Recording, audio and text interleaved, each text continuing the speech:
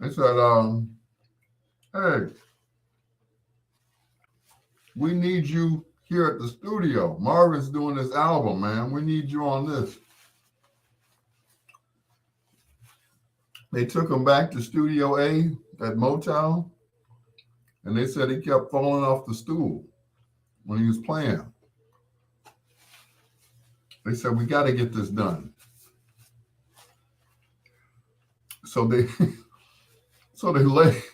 laid him on the floor and he played What's Going On, laying on his back with one finger. How did he read the music? That's what I want to know. When somebody held the chart over him and he boom, boom, boom, boom, boom, boom, boom, boom, boom, boom. Like, okay. Brian said, I thought it was amazing how Philly could collectively manage Statistics, Blue Magic, and Delphonics together, who basically had the same sound. And that's just it. It was a machine. It was similar to the Motown machine of the 60s, where they were cranking out artist after artist. So it was the same engineers, same artists, not same artists, but the same musicians. So Blue Magic sounded like Stylistics, who sounded like the Delphonics, who sounded like, it was like cut and paste. Okay, let's put the LJs in here now. Okay. This is a session that Tom Bell is doing today. So, yeah. So everybody else out. This is Tom Bell's session. He's producing the Spinners today. Okay, everybody out. Okay, so that's it. Same musicians all the time. Speaking of same musicians, Bob Babbitt, the white guy who took James Jamerson's place, he was one of MFSB.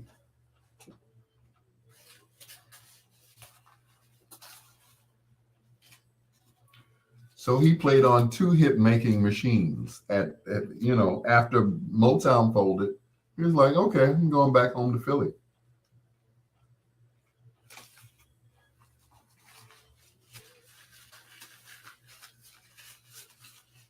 That was it.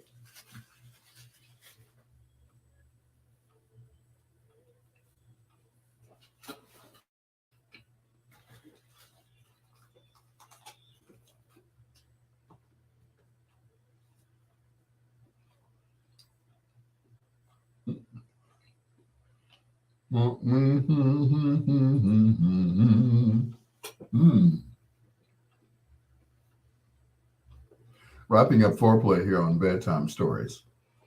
Love Ballad from LTD featuring Mr. Jeffrey Osborne. Now, I know not to eat on the air, but,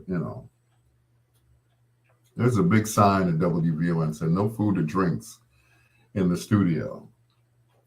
And I'll be doggone if we have water. Sometimes we have to hide our chips. Oh, the boss is coming. Hide the chips.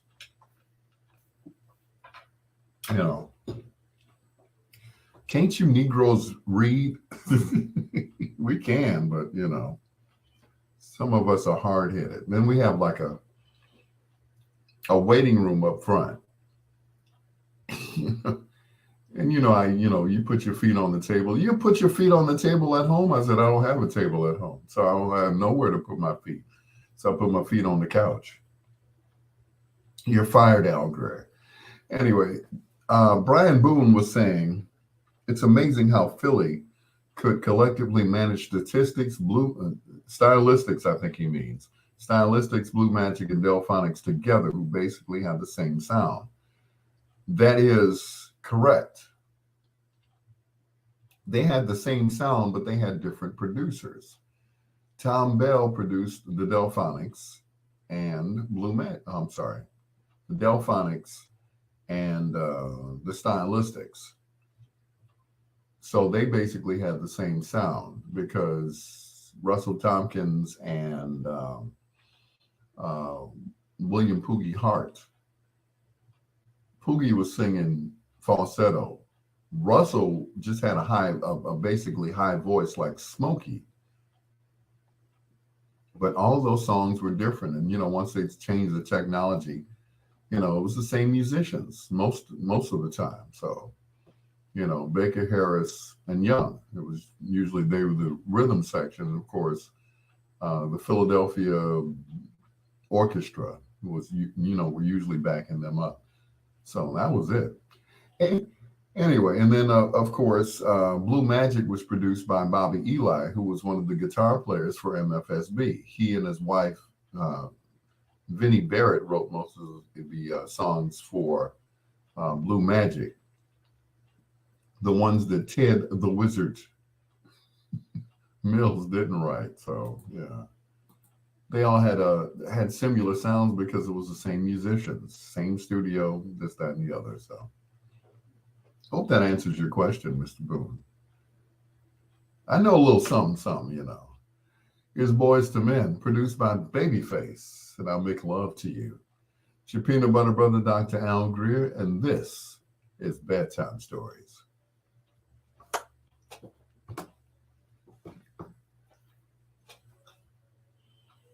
Mm-hmm. Mm-hmm. We're gonna celebrate all through the night.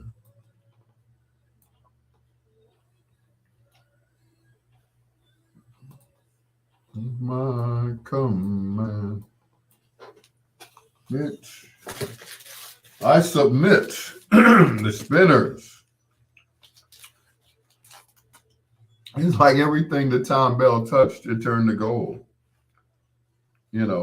They gave him a list of people to work with. You can work with this group and this group. He's like, he went all the way to the bottom of the list. He's like, yeah, give me the Spinners. They're like, the Spinners haven't had a hit since they left Motown in 1970 when Stevie did, It's a Shame.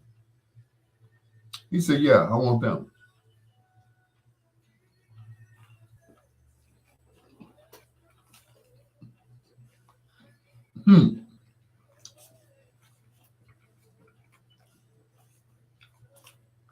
Had a hit out the box. That was the guitar lick heard around the world.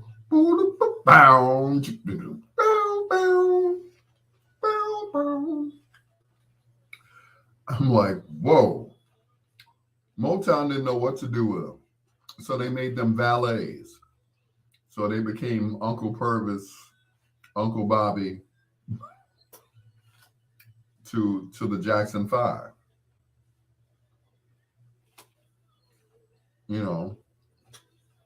They would drive the Jackson 5 around. They were valets / chauffeurs. And then every now and then they would call them in for a session to do an album. Yeah. And why G.C. Cameron decided to stay with Motown, I'll never know. He stayed with Motown to become a solo artist. And the only hit he ever had was, how do I say goodbye to what we have? I heard Motown had the Dramatics also for a hot second. Berry Gordy bought out the record company that they were with. So for a hot second, the Dramatics were on Motown. For a hot second. He decided to release a best of album on the Fantastic Four, never to record them again.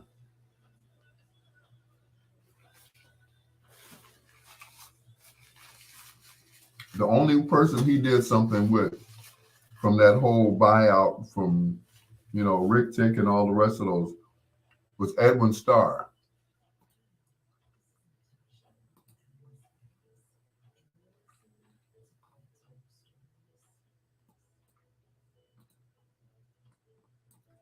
So, all the rest of the artists, he bought you know, Golden World was like a thorn in his side, you know, anything they made. So he bought them out. Studio, everything. Record company. So Golden World Records or the Golden World Studio became Motown Studio B, which gave Edwin Starr his own sound. That dot dot dot dot dot boom, boom. Hey Pam.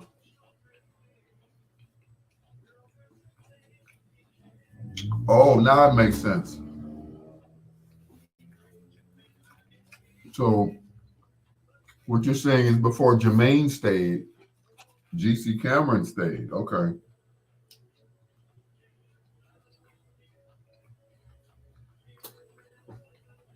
Yeah, Harvey Clark's Tri-Fi label,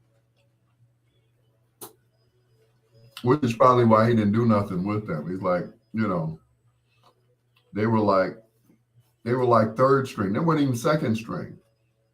But he did the same thing to Gladys Knight and the Pips. They didn't get the good material, you know. So that was it. You know. Plus, Diana Ross did not like Gladys Knight at all.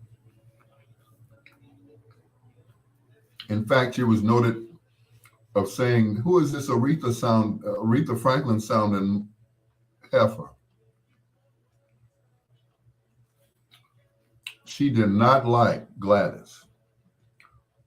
Gladys had everything that Diana Ross didn't have. Everything. Gladys was better looking. Gladys was better singing.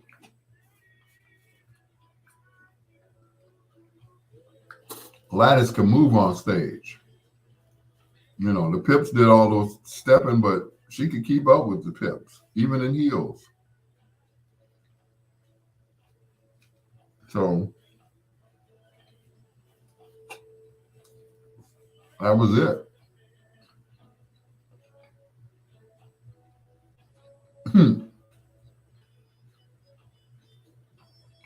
All women groups prior to the Runaways and the Go-Go's. Yeah. But yeah, they didn't get along. You know. But you got to think, you know, Diana was screwing the boss.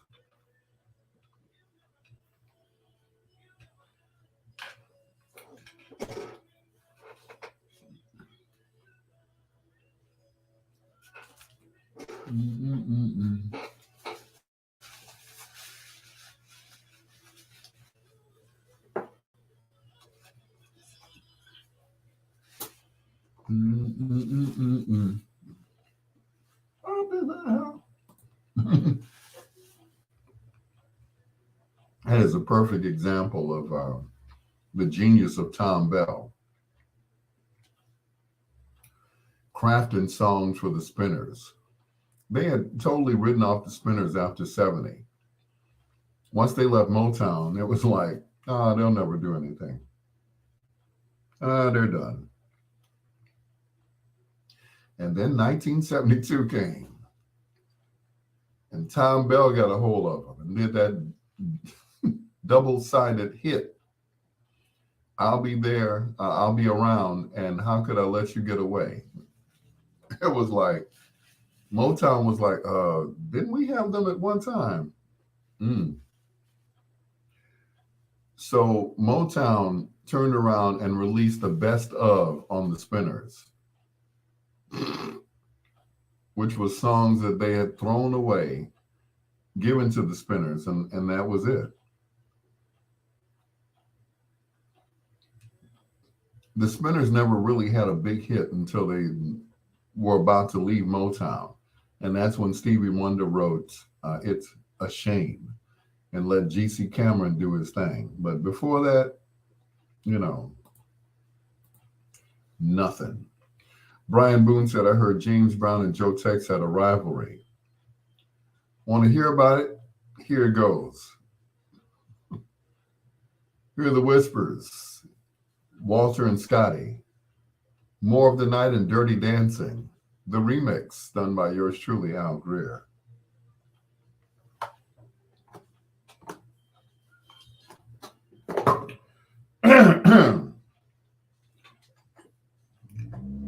James Brown took Joe Tex's Woman. Period. Joe made a song out of it. Want to hear it? Here it goes. Name of the song was called You Can Have Her. James Brown heard the song, went to where he was performing with a shotgun. Almost shot Otis Redding that night by mistake. Get out the way.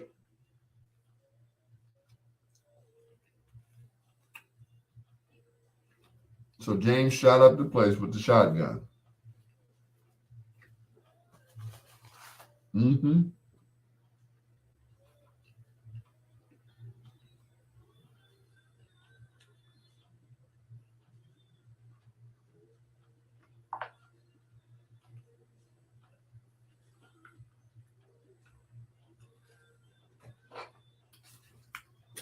James was like, you better not make no more songs about that woman.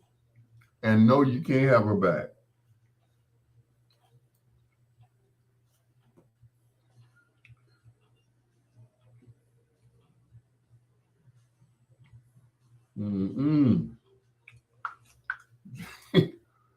Troy Anthony, White History Month is here. One more day.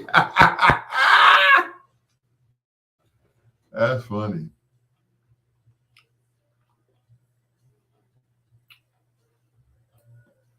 You got one more day. That dump of a state called Wisconsin should have been disbanded after causing Otis Redding's plane to crash. Nothing good happens in Wisconsin. Wow.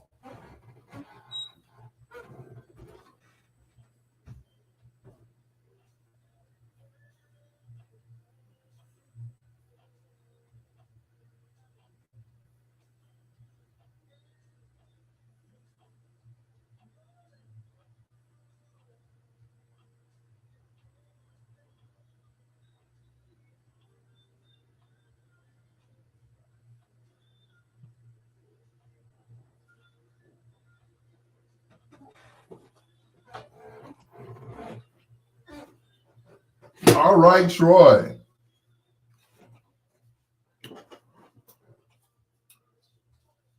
Anyway, like I was saying, Joe Tex claimed that he invented all those moves that James was doing.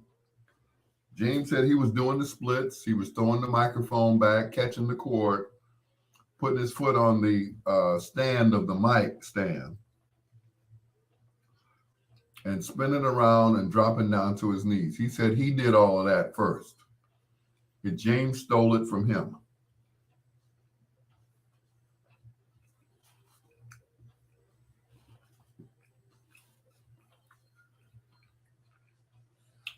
If that was true, then how come we never saw Joe Tex on the Ed Sullivan Show?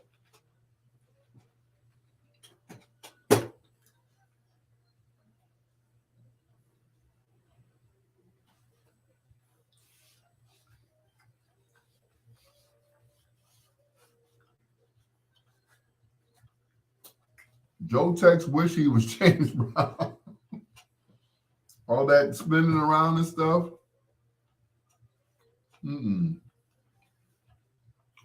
James came to his own. He didn't have to take anything from anyone.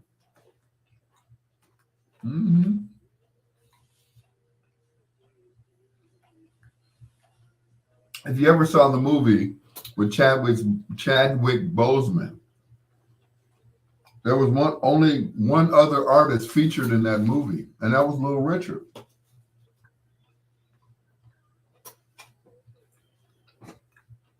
played brilliantly by some young man. I don't know.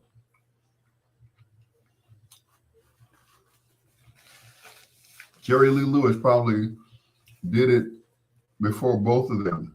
They stole his music, so they probably stole his moves too. Yeah.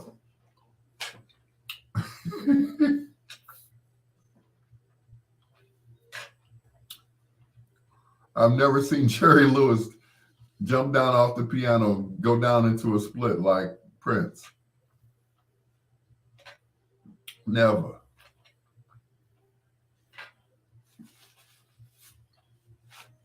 Yep.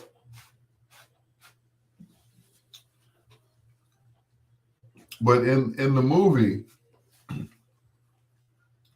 this guy plays Little Richard a little too well. Because there's a scene in the movie where Little Richard asks James, "So what's your story? I know what mine is." And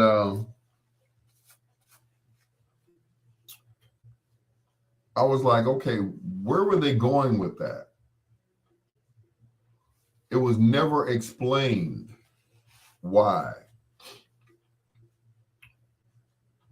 It only left us to think, okay, were James and Little Richard more than friends? Because like when the Little Richard character leaned over, he said, "I know what my story is. What's yours?" And the way he did it, I was like, okay, they're not insinuating that James and Little Richard was, yeah.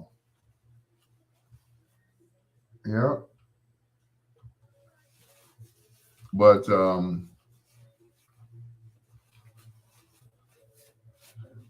we all know James liked women. And we all know that Little Richard didn't. Because he was all woman for himself. That was it.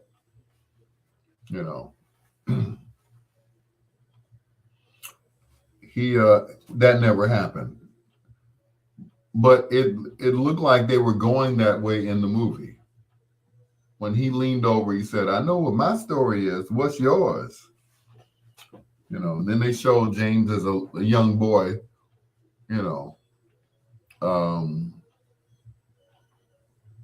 as a boxer. And that was it. But there was never any scenes after that with Little Richard in them.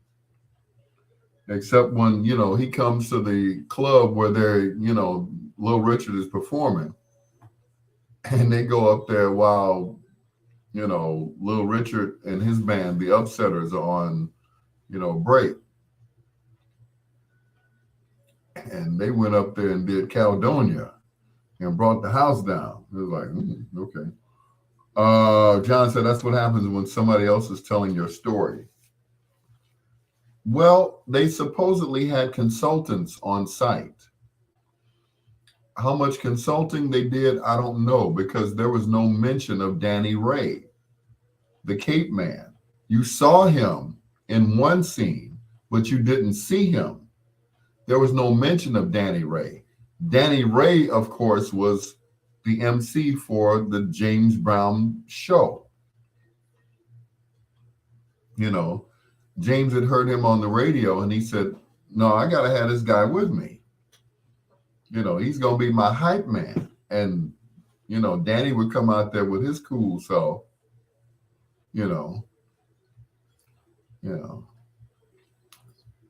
thank you and good evening, everybody. And he would just, depending on where they were, that's the language he would speak.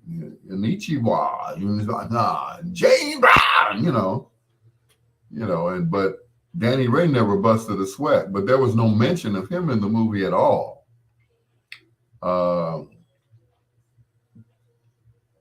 It was just mention of maybe Clyde Stubblefield. A little bit of mention of, it was like Bootsy when, the whole band quit. But, there was no mention of Fred Wesley Pee Wee, of course, who arranged Cold Sweat. So, it was a lot of people who were omitted from the story, from the movie. James had more than one wife. James wasn't always with, that one wife. There was, James used to date Tammy Terrell. And of course, we never saw him with Tammy Terrell. It was just he just had one wife. And of course, many girlfriends, one of them of which was Bobby Bird's sister. She's coming. Yeah, she's coming.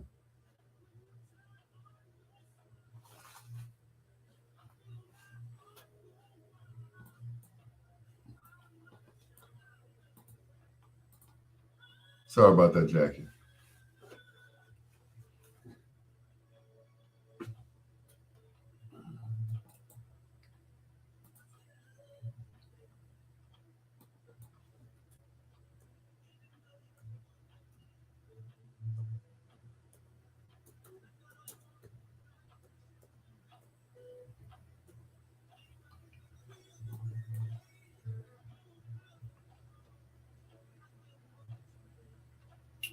So, there was never any mention of a lot of people in there.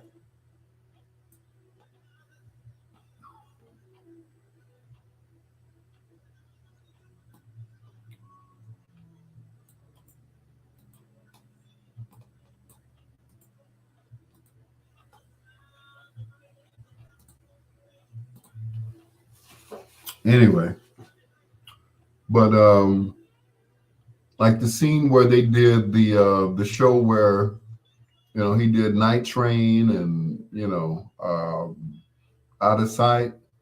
They said that never happened. Where he passes the Rolling Stones, it says Welcome to America. That never really happened. But a consultant on the movie was, you guessed it, Philip Michael Jagger. Mick Jagger was on. He was part of the movie, part of the making of the movie. So I guess that was put in there for a dramatic effect because they were never on stage at the same time. The show was recorded or taped in segments. So, they would record James's segment. They would record, the Rolling Stones segment, so on and so forth. So, it was never really in any type of sequence. So that's what happened.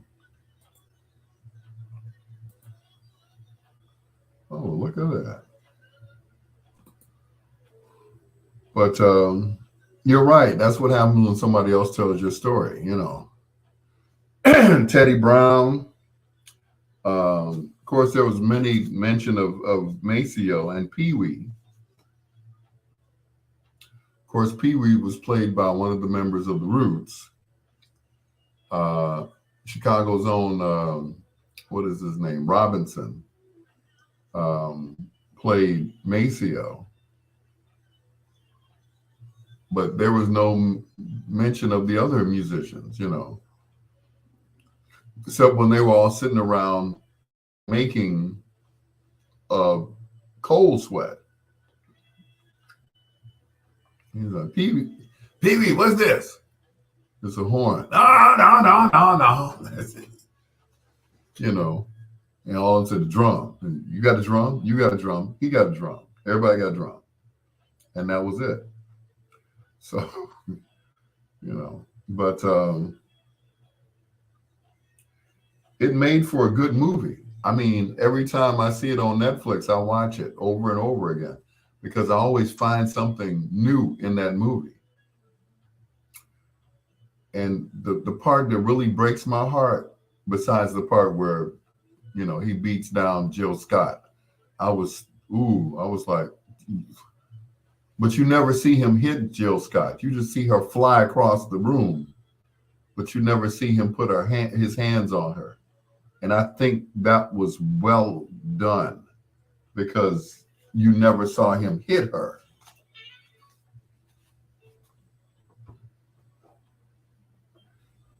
I had to switch songs because the song was mislabeled. I thought it was The Whispers, and it was like Jackie Wilson, I Get the Sweetest Feeling. Yeah, anyway. We were talking about the movie Get On Up, the James Brown story, which was played so eloquently by the late Chadwick Boseman. There was no mention of Danny Ray, who was the cape man. He came up with that whole concept of throwing the cape over James and, James getting back up and crying. They're like, oh, he's so, it's so emotional, please, please, please had no lyrics, It could have easily have been a blues song because he repeated every stanza, Baby, you done me wrong. You done me wrong. You done me wrong. You done me wrong. It's no real words to please, please, please. But it became James's first million seller. Anyway, if you go back and look at that movie, there's no mention of any of the musicians except for Maceo, Pee Wee, maybe Clyde Stubblefield.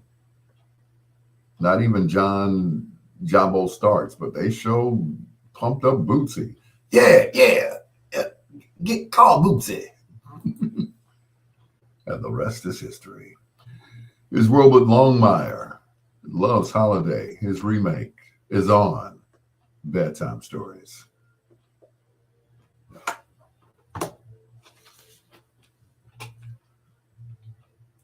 Rachel Montgomery.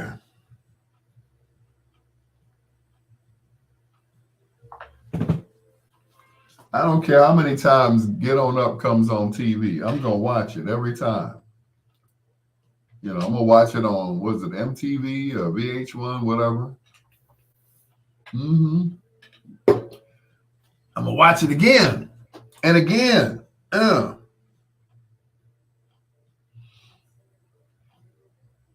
They gave Maceo props, but the rest of the guys, I ain't even talk about them. Yeah, call Bootsy. I like that part. Yeah, call Bootsy. Did he know who Bootsy was? No. They just decided to throw that in the movie. He had no idea about the Pacemakers, which was the name of the group. He had no idea that there was a group in Ohio that hung around King Records and they could duplicate everything that James played. He had no idea. Like, oh, okay. So that was it.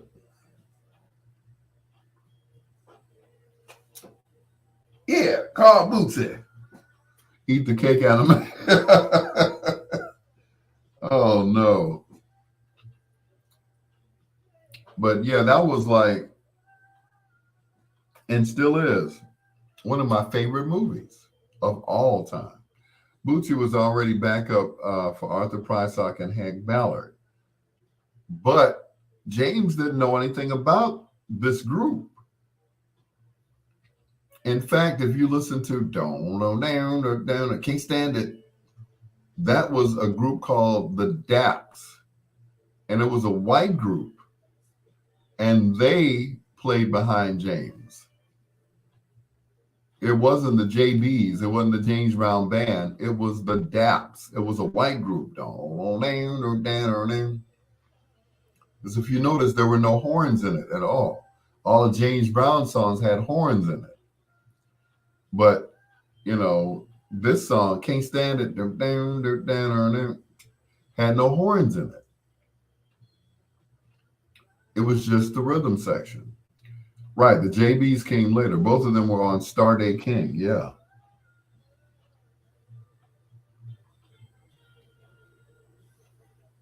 But, you know, James knew nothing of Bootsy. His brother Catfish, Frankie Cash Waddy, who was on drums, he knew nothing of these folks. But yet he was like telling Macy, telling Bobby Berry, yeah, call Bootsy. Like, who's Bootsy? Would you consider Bobby Womack northern blues or soul music? That's the difference between northern and southern blues.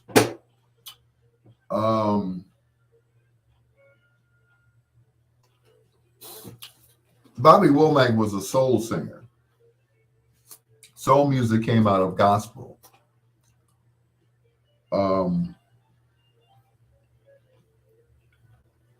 He took them out. He took the horns out, but he put the horns back in when he performed it in concert. Like when he did the concert in Boston, you know, they put them back in.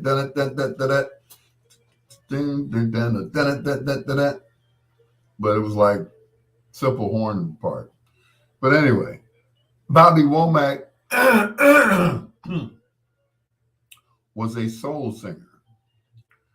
Period.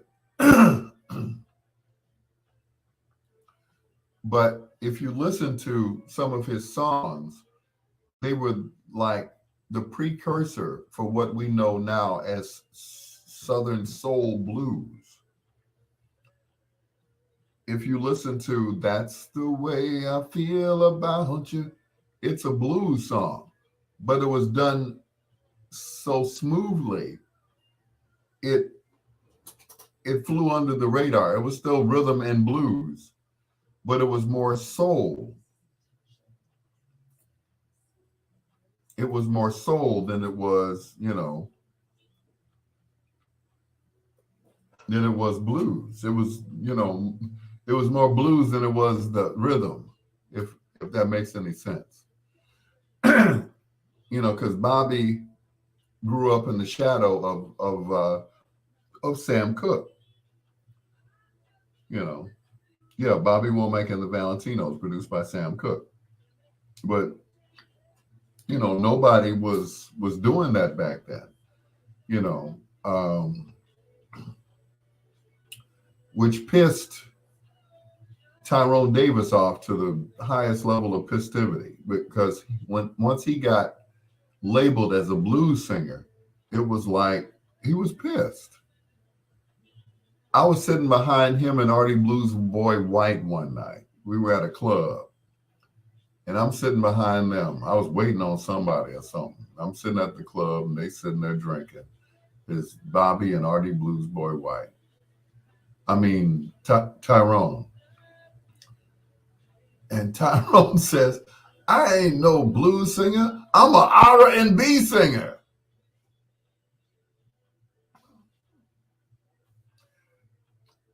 And I didn't have the heart to say, you know, excuse me, sir, Mr. Davis, Mr. Fenton, whatever your name is. What do you think the B stands for in R&B? And just sit back and continue to drink my, you know, I was drinking Miller's Genuine Draft back then, so I didn't know the difference between real beer and piss. He said, I'm not a blues singer, I'm an R&B singer. I was a valet for Freddie King, and they just thought I sang blues. You know, Bobby Bland was blues, B.B. King was blues, Albert King, Tyrone and Johnny were soul singers. They just got lumped into that category by Purvis Spann. And Johnny Taylor tell Bobby Bland, you know, and Bobby Bland, sure as the weather breaks, baby, you know, and Bobby will tell BB, you know, love to see you smile.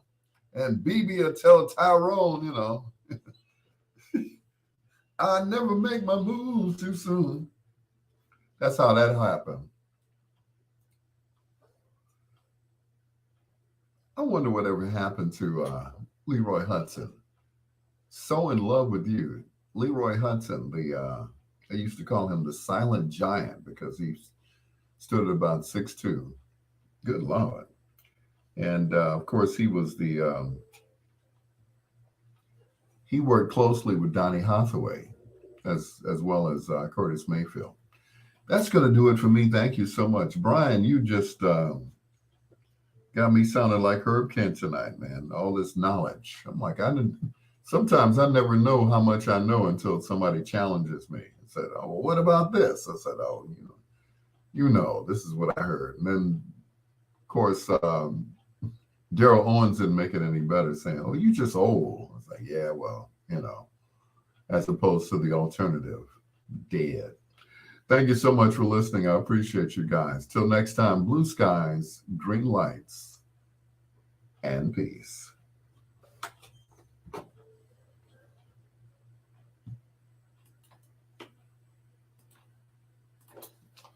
All righty then, guys. I thank you. Thank you, Brian. I appreciate that, man. I really do.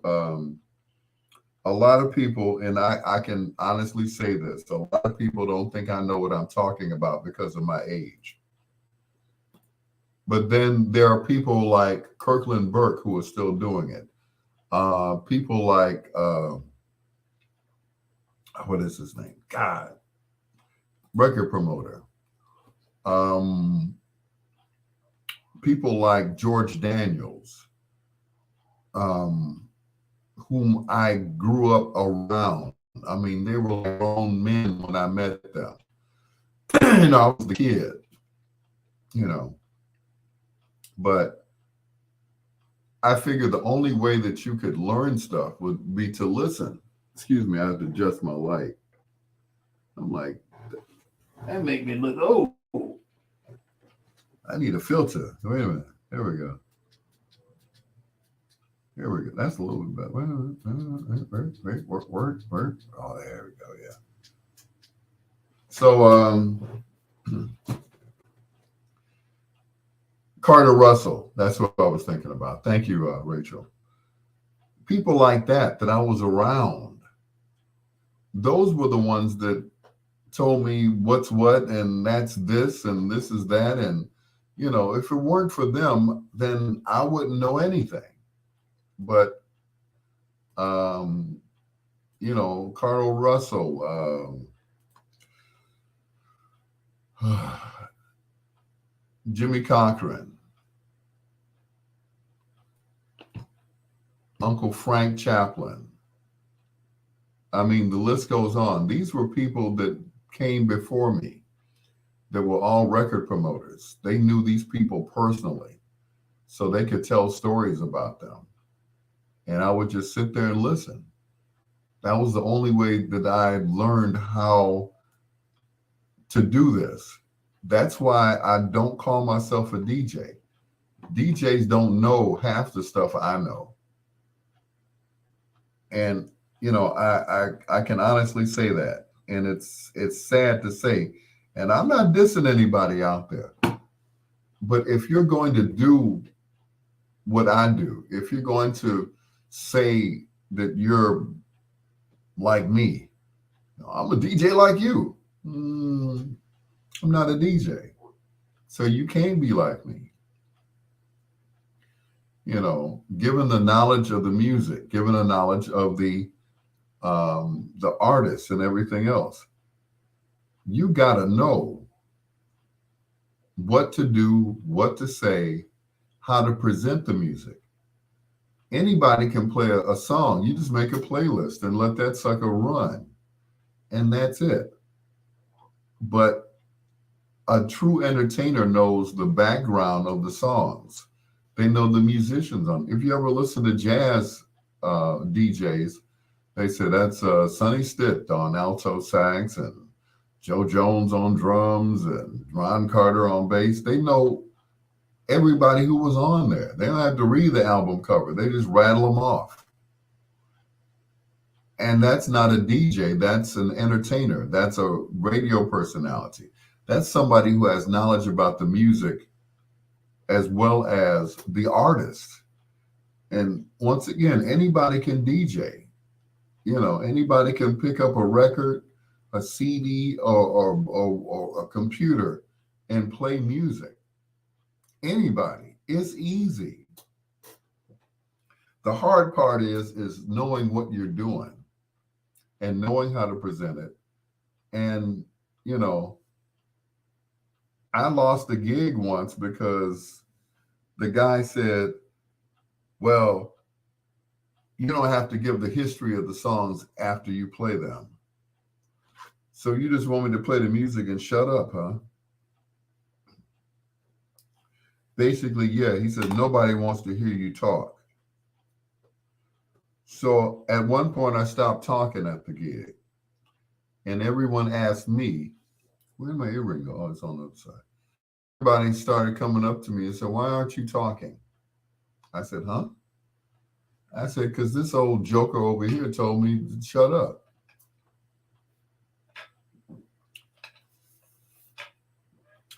He said, nobody wants to hear you talk. And they said, he doesn't want to hear you talk. He don't like you. Okay.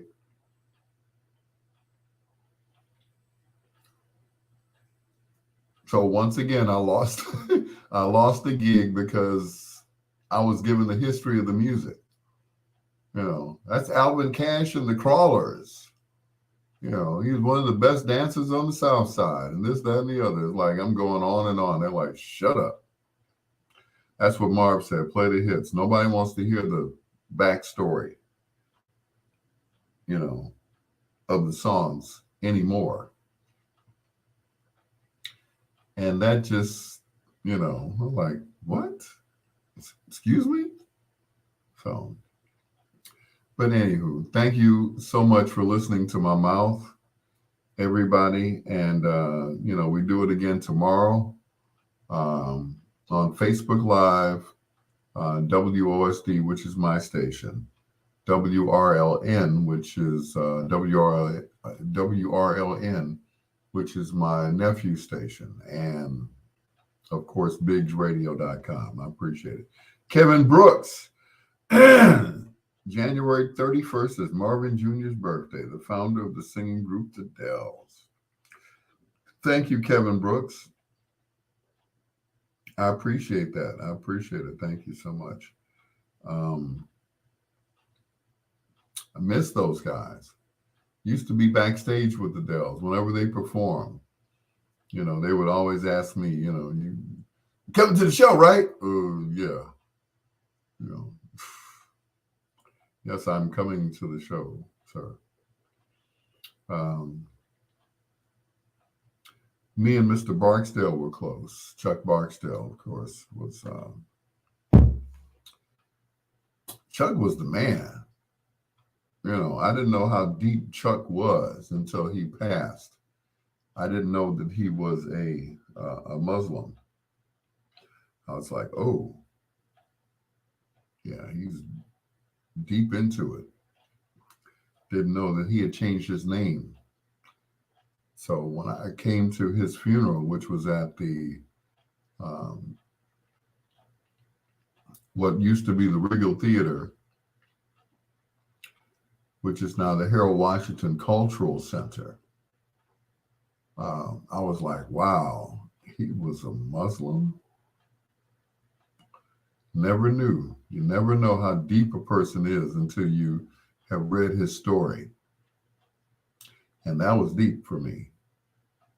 Anyway, enough of my rambling. Thank you. Have a good morning, night, afternoon, whatever time you're listening. And once again, thank you, and I appreciate you guys. And like I said, we'll do it again tomorrow at 9 p.m. Central Standard Time. Tell your friends about this, all right? Peace out.